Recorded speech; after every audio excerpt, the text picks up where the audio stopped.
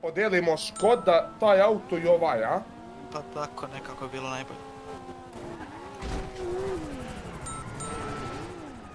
Po kralju. What the fuck? Alo, ispod sam, what the fuck? Ko, brate, kako? Kako? Eto nas.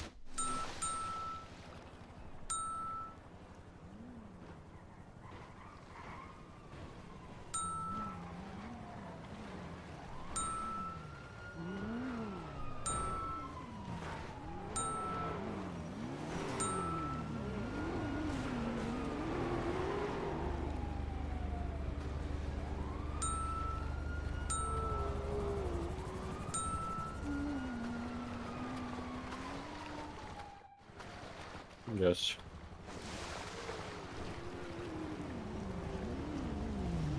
Evo nosi ga. A ja ću ga preuzeti. Daj ga vam.